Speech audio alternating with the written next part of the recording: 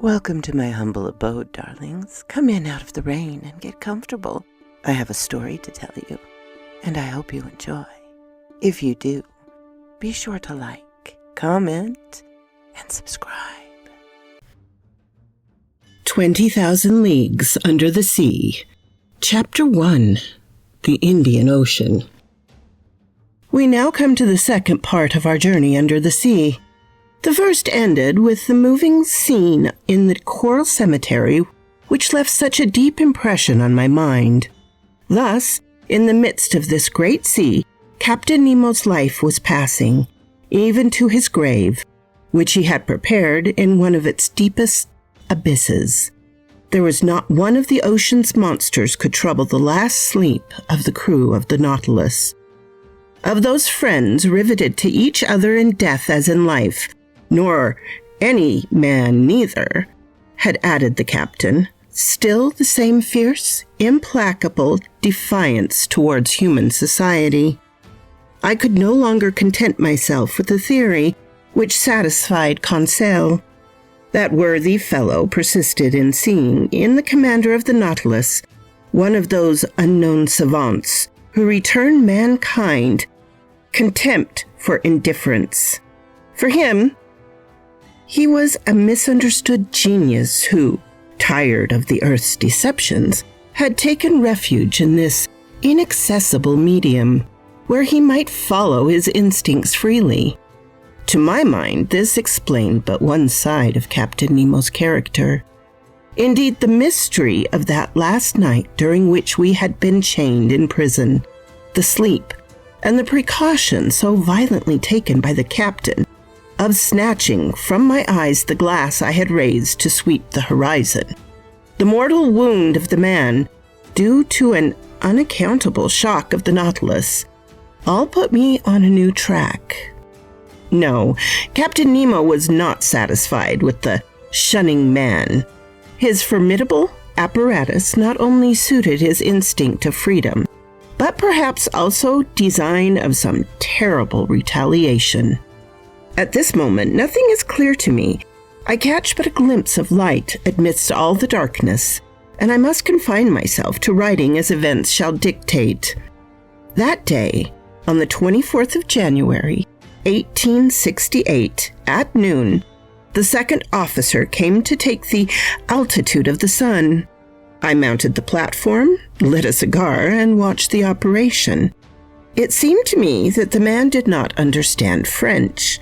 For several times I made remarks in a loud voice, which must have drawn from him some involuntary sign of attention, if he had understood them, but he remained undisturbed and dumb.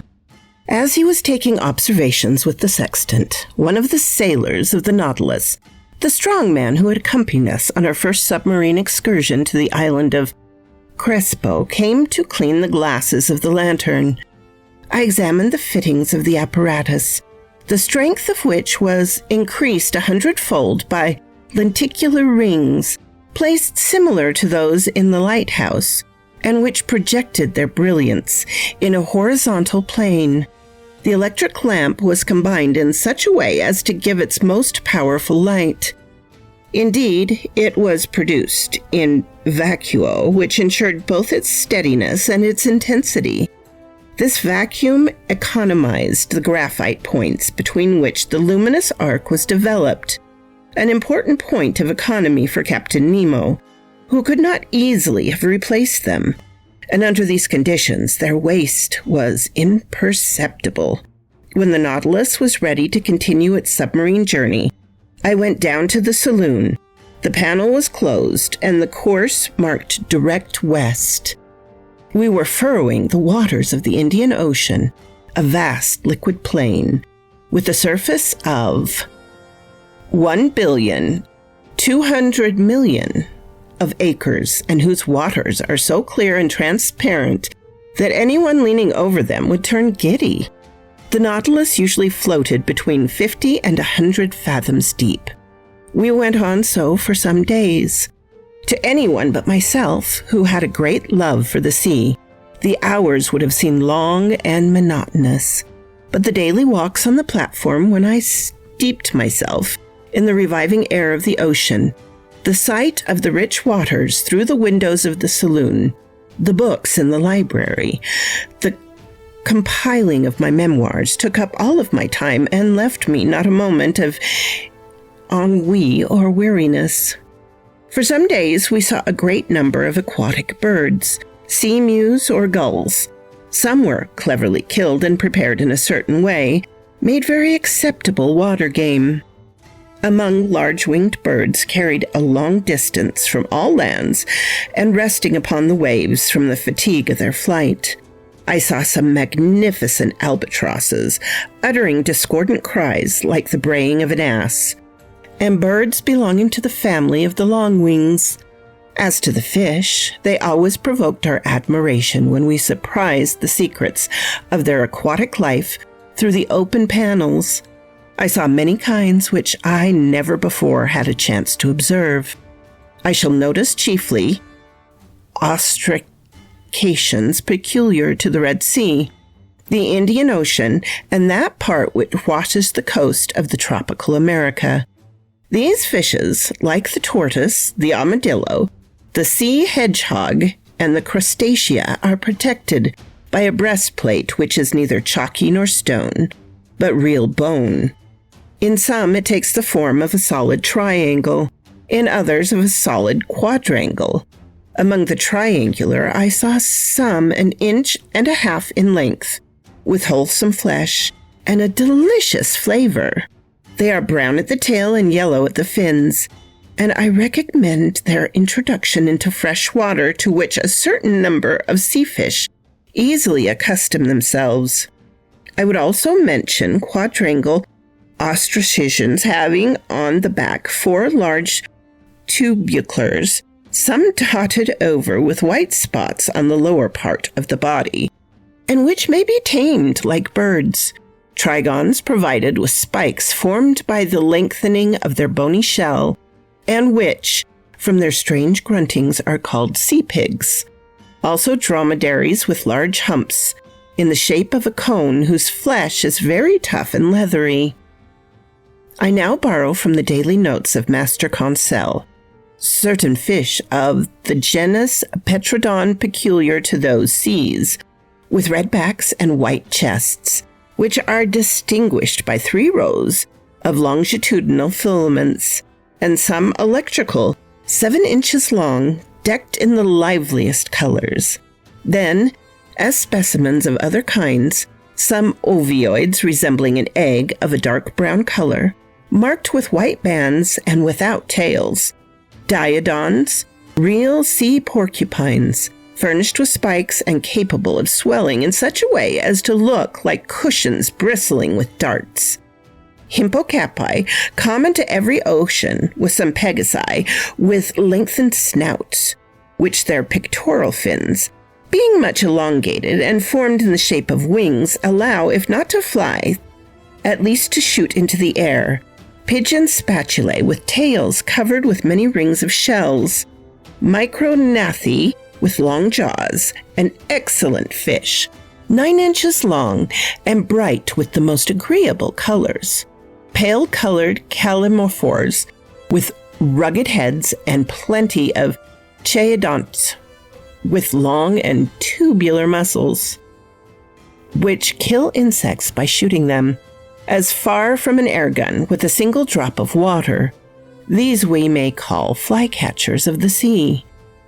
In the 89th genus of fish, classified by Lacepedia, belonging to the second lower class of bony, characterized by opercules and bronchial membranes, I remarked the Scorpiona, the head of which is furnished with spikes, and which has but 1 dorsal fin. These creatures are covered, or not, with little shells, according to the subclass to which they belong.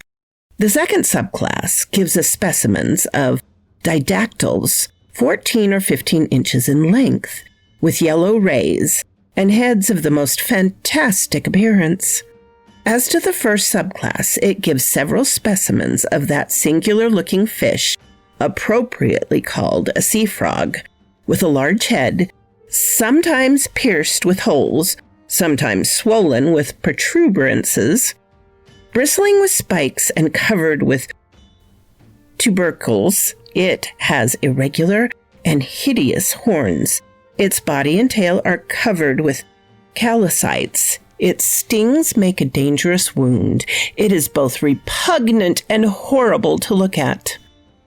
From the 21st to the 23rd of January, the Nautilus went at a rate of 250 leagues in 24 hours, being 540 miles or 22 miles an hour. If we recognize so many different varieties of fish, it was because, attracted by the electric light, they tried to follow us. The greater part, however, were soon distanced by our speed, though some kept their place in the waters of the Nautilus for a time. The morning of the 24th, in 12 degrees 5 south latitude and 94 degrees 33 long, we observed Keeling Island, a coral formation planted with magnificent cocos and which had been visited by Mr. Darwin and Captain Fitzroy. The Nautilus skirted the shore of this desert island for a little distance.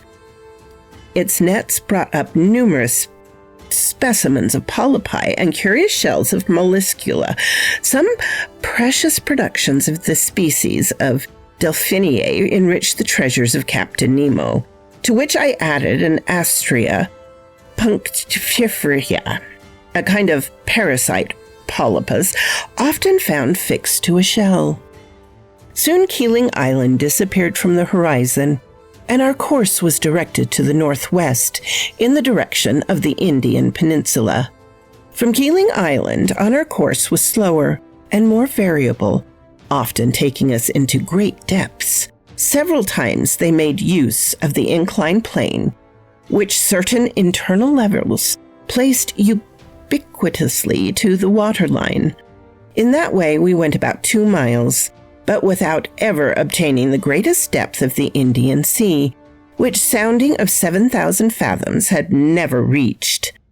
As to the temperature of the lower strata, the thermometer invariably indicated 4 degrees above zero. I only observed that in the upper regions the water was always colder in the higher levels than on the surface of the sea. On the 25th of January, the ocean was entirely deserted. The Nautilus passed the day on the surface, beating the waves with its powerful screw and making them rebound to a great height. Who under such circumstances would have not taken it for a gigantic cetacean? 3 parts of this day I spent on the platform.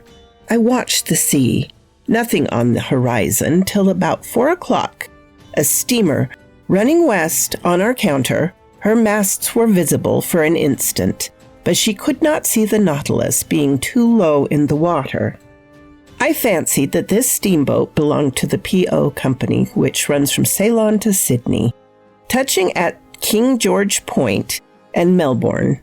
At 5 o'clock in the evening, before that fleeting twilight which binds night to day in the tropical zones, Conseil and I were astonished by a curious spectacle. It was a shoal of Argonauts traveling along on the surface of the ocean. We could count several hundreds. They belonged to the tubercular kind which are peculiar to the Indian seas. These graceful mollusks moved backwards by means of their locomotive tube, through which they propelled water already drawn in. Of their 8 tentacles, 6 were elongated and stretched out, floating on the water, whilst the other 2, rolled up flat, were spread to the wing like a light sail. I saw their spiral-shaped and fluted shells, which Cuvier justly compares to an elegant skiff. A boat indeed. It bears the creature which secretes it without adhering to it. For nearly an hour, the Nautilus floated in the midst of this shoal of mollusks. Then I know not what sudden fright they took. But as if at a signal, every sail was furled, the arms folded, the bodies drawn in. The shells turned over, changing their center of gravity, and the whole fleet disappeared under the waves. Never did the ships of a squadron maneuver with more unity. At that moment, night fell suddenly, and the reeds, scarcely raised by the breeze, lay peacefully under the sides of the Nautilus. The next day, 26th of January, we cut the equator at the 82nd meridian and entered the northern hemisphere. During the day, a formidable troop of sharks accompanied us, terrible creatures, which multiply in the seas and make them very dangerous. They were Cestro-oxio-philippi sharks, with brown backs and whitish bellies, armed with 11 rows of teeth, eyed sharks, their throats being marked with a large black spot, surrounded with white like an eye. There were also some Isabella sharks, with rounded snouts marked with dark spots. These powerful creatures often hurled themselves at the windows of the salon with such violence as to make us feel very insecure. At such times, Ned Land was no longer master of himself. He wanted to go to the surface and harpoon the monsters, particularly certain smooth hound sharks whose mouth is studded with teeth like a mosaic, and large tiger sharks nearly 6 yards long, the last named of which seemed to excite him more particularly. But the Nautilus accelerated her speed, easily left the most rapid of them behind.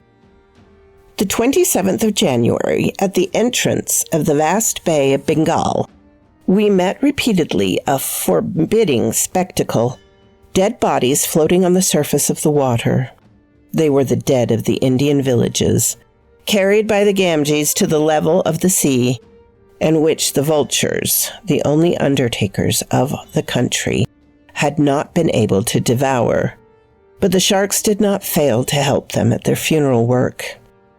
At about 7 o'clock in the evening, the Nautilus, half immersed, was sailing in a sea of milk. At first sight, the ocean seemed lactified. Was it the effect of the lunar rays? No, for the moon, scarcely 2 days old, was still lying hidden under the horizon in the rays of the sun. The whole sky, though lit by the sidereal rays, seemed black by contrast with the whiteness of the waters. Conseil could not believe his eyes and questioned me as to the cause of this strange phenomenon. Happily, I was able to answer him. "It is called a milk sea," I explained, "a large extent of white wavelets, often to be seen on the coasts of Aboyna and in these parts of the sea." "But, sir," said Conseil, "can you tell me what causes such an effect? For I suppose the water is not really turned into milk." "No, my boy. And the whiteness which surprises you is caused only by the presence of a myriad of infusoria of luminous little worm, gelatinous, without color, of the thickness of a hair, and whose length is not more than 7/1,000th of an inch. These insects adhere to one another, sometimes for several leagues." "Several leagues!" exclaimed Conseil. "Yes, my boy, and you need not try to compute the number of these infusoria. You will not be able, for if I am not mistaken, ships have floated on these milk seas for more than 40 miles. Towards midnight, the sea suddenly resumed its usual color. But behind us, even to the limits of the horizon, the sky reflected the whitened waves, and for a long time seemed impregnant with the vague glimmering of an aurora borealis. So quoth this raven. Have a lovely week, my darlings, and I will see you later this week. Bye-bye. What? You're still here after the whole story? I really appreciate that, darlings. Please hit the like button and subscribe if you haven't. And I always love to hear from you. Have a glorious day, my darlings.